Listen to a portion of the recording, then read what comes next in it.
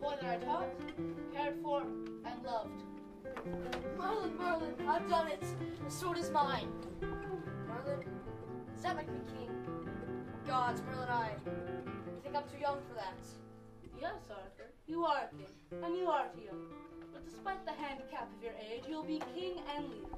You will rise beyond your years, live a full life, be a fine man. You would marry, would that I could prevent it.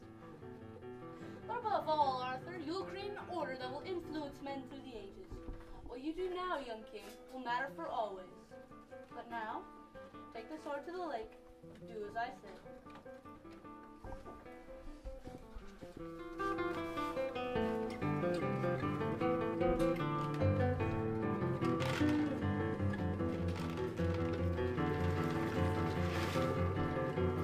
I'm here, Merlin.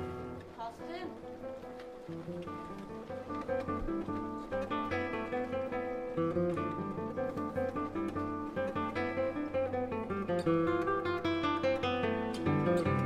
Now, Arthur, the lady in the lake, provides absolute protection.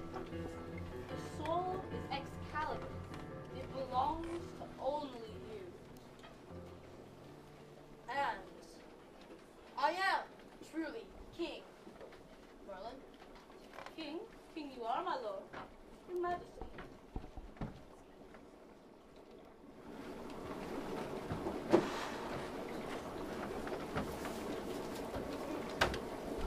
King of Britain, King of Britain, long live the king. Merlin, will anyone take this seriously? Me, a king? Destiny is always taken seriously, young Arthur. And you, dear boy, are son of a king, Uther Pendragon. You never told me. But I shall tell others, and they will take you quite seriously. And my mother, and of our brothers or sisters. Although you'll find out soon enough. I, Merlin, present to you his royal majesty, Arthur, son of Uther Pendragon and king of Britain. Doubt not his right to be king, for he holds Excalibur in his hands, and wields it for the good of his country. Whether you have been estranged from marriage to the kingdom or not, it is time to join together for the good of many. My lords, present yourself as defenders of Arthur, or the weight of his impervious sword will fall to remove your heads. My lords, you have been invited. Do not fail to respond. I, King Ban of Heaven. So I, King Bors of Gaul. salute you. I, King Lorgans of Camelot. Salute you. I, Sir Hector, your foster father, also. And I, your foster brother, Kay. And I, Duke Hal.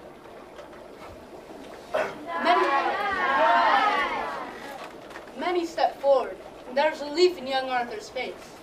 A gallant face that will steadily grow deep-lined from endless royal decisions, and from facing years of treachery that he will be vulnerable to.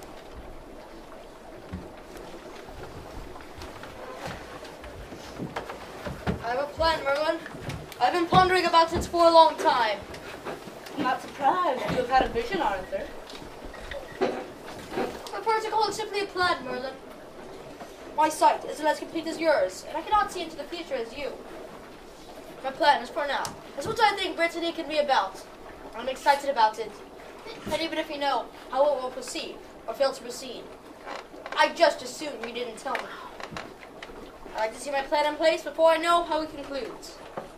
My plan is around the table. I have seen such a table at the court of King Nordegron's, and it sets me thinking about the design, the ultimate pattern for good. Why, such a plan must be circular. Ah, as the sun, the moon, and all the other orbs that magnify the heavens, the very paths you see are circular. It is the design of perfect harmony. And truly compelling, for everyone who sits at a round table is equal. There could be no head, none, to be stationed above or below another. Now there's a noble idea. Equality. Don't mock me, dear friend. The concept would have its responsibilities. I would be surrounded by knights whose motives are virtuous. And if I, as King Merlin, must be surrounded by an entourage of nobility, I would be surrounded by the influence of good and service, rather than the political maneuverings of the greedy, constantly seeking position and favor. I've had enough of that in my own family, have I not? Sibling loyalty hasn't been altogether trustworthy. Dear Morgaze and her husband not plotting war against me. Morgana's eternal trickery. Or may I ask, did you decide to show your clues to the world? Your secrets with her. She is dangerous now, Merlin. I still lay in his way, wishing to do no real harm. What a trio of sisters I've gleaned. Shall I escape their damning chances to destroy me? I'm sorry, Merlin. I know that is an unfair question, because you know the answer. The table will be round, and I shall travel to Camelot to get it. Ah, you may get more than you anticipate. What are you not telling me now? Nothing you will not find out for yourself. I bid you a safe journey to Camelot.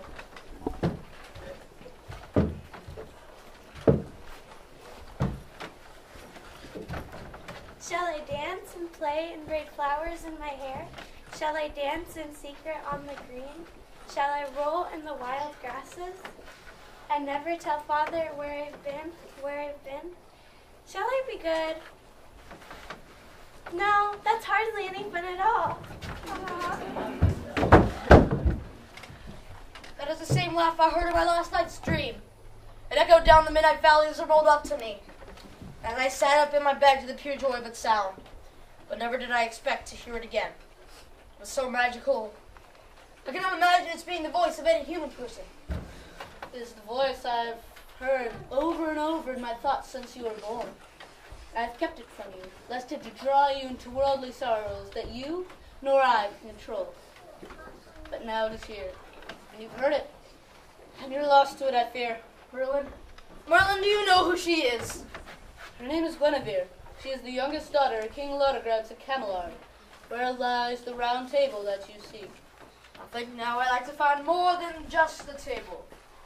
Maybe the good king will give me the table as a wedding gift. Did you hear the wonderful laugh, Merlin? I think I love her. No surprise. Will she have me? I betray no future when I foresee that she will. Good, I'll go ask for her hand right now. The pursuit of love is a tangled path, Arthur. Treacherously tangled. I'll brave it. It is filled with ancient fragrances, lush blossoms and velvet touch leaves. But the wild bouquet of love has brutal thorns that prick, Arthur. It often happens that way. He's gone!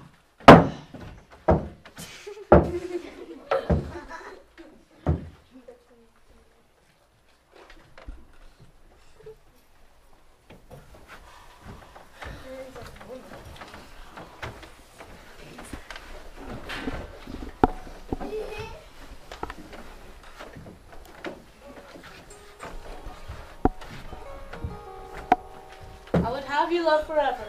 That love is not to be. I have touched the vision, and I know the reason that your love will someday flee. So love as if there were no end. Love as if there were no end. No end.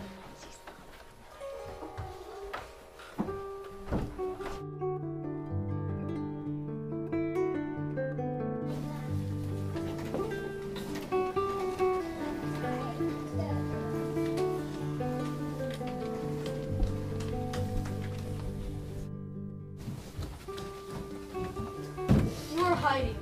Treasonous behavior, I suppose, for a queen on a jousting tournament. Do I detect some small discontent with today's affair? No, let's just have one more day of your poor brother Kay falling on his armored backside, and the whole crowd cheering because a pompous, overblown, arrogant twit has finally found his place in life, in the dust. And me sitting beside you, and both of us trying not to show how much we agree with them. Or we could look forward to yet another day when all your knights shall fall to either dear Sir Gawain or good Sir Lamorak. Those men have such well-trained steeds who knows the day's procedures so well that they trot to our canopy for the winning crown without even being steered to the pack. Perhaps Palamedes and Saracen will come back today. That will make it a battle for the championship. There was quite enough of that yesterday. Jousting is a serious sport, Guinevere. Gawain and Palamedes and Lamorak all know what they're getting into a tournament. They've known all their lives and have trained for it. At the tournament, we get knocked down by stout blows, even stunning blows like we saw yesterday. I believe, however, going to be that we expect it. And you've seen blood on a knight's armor at tournaments before, here, and on your father's field as well. No, not like that. I was afraid they would kill each other, men who were supposed to be friends. I find you to be exceptionally brave in today's affair. Did you? When you saw that our knights had knocked each other from their horses and were moving in genuine anger toward each other while landing fierce blows on what should have been friendly shoulders, you, my good queen, stood without your prompting, waved your lavender scarf, and smiled, and told them that they need not prove to the tournament that they were champions. Your sweet voice reminded them that for 20 years they have been serving as champions of the queen. They immediately dropped their swords in honor of you. Oh yes, my dear, you're the tournament's bravest today, and nobody missed it. I have never felt that, the feeling of being brave, or strong, or noble, or even necessary. In my father's court, I was the king's daughter, and was to be protected, guarded, although I was never sure what for. In your court, Arthur, I have experienced command, although I still do little more than play and be protected and guarded, except for being a bit bossy from time to time. But what am I for, Arthur? I wonder. For me, you are for me, this king, this man, this very needy man. Look. I saved it. I shall keep it as a token of your bravery and of your worth. It will be with me always, as you shall. Do you believe that I could ever know courage? I'm sure there will come a day when you face it. Such demands, we would have them or not. I want to feel strong, Arthur, strong and courageous. I want to know the sensation of choice, and to fall and get back up again. I want to know what battle is, and to fall and get back up again and continue. I've never felt that, Arthur. Perhaps I should see you at the round table. What you ask for sounds little different from the yearnings of our young knights, who have taken a test of some, almost any, and countered to believe just what you have described. But you realize that we can see the jousting from here? Where? Over there. There are two men at battle.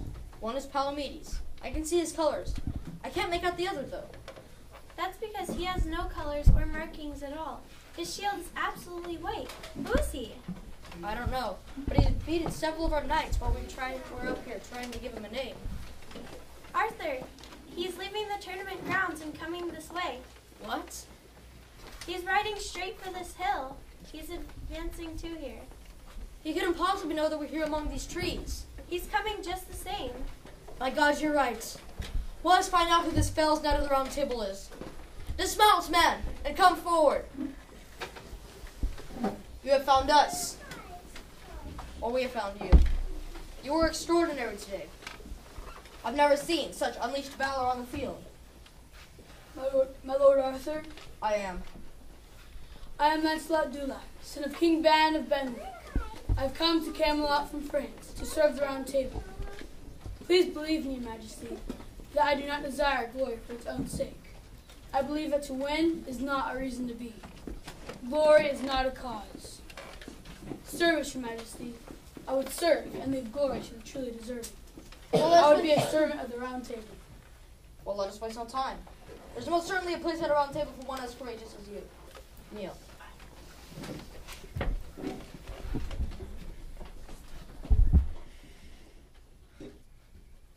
All right, Sir Lancelot.